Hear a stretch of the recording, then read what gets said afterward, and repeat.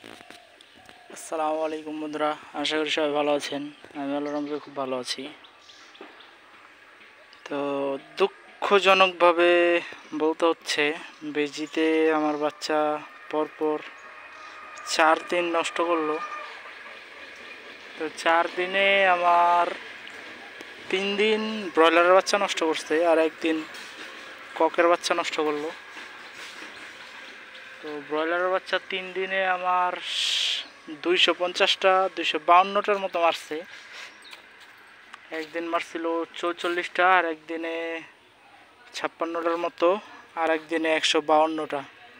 Total 252 piece ব্রয়লারের বাচ্চা মারছে। আর আজকে আমি মনের ভুলে দরজাটা চাপাইছিলাম ককের ঘরের, কিন্তু ভালো মতো আটকাতে ভুলে গিয়েছিলাম। তো যার ফলশ্রুতিতে এই যে দেখুন 94টা বাচ্চা মারছে, 94 পিস। এই যে দেখুন 2টা বেজি আটকা পড়ছিল সকালবেলায়। তো এই বাচ্চাগুলো এই 2টা বেজিতে মারে নাই, অন্য বেজিতে মারছে। এই 2টা মারার পরে, এই 2টা বেজি মারার পরে এই বাচ্চাগুলো মারা গেছে। অন্য একটা বেজি আসছিল ঘরে, তো ওই বেজিটা এগুলো মারছে।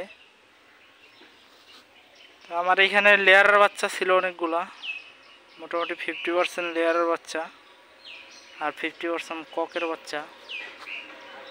আমি এই ঘরে বাচ্চা নিয়েছিলাম 500।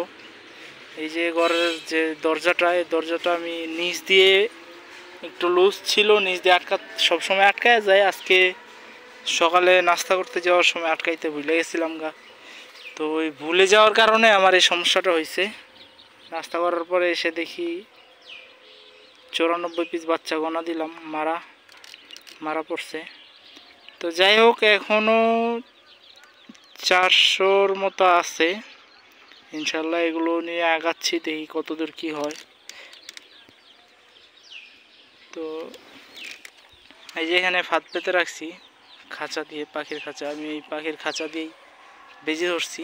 পাখির খাঁচা আরও 4 জায়গাতে আছে, এদিকে আছে, ওই কোনায় আছে, আবার এদিকেও আছে।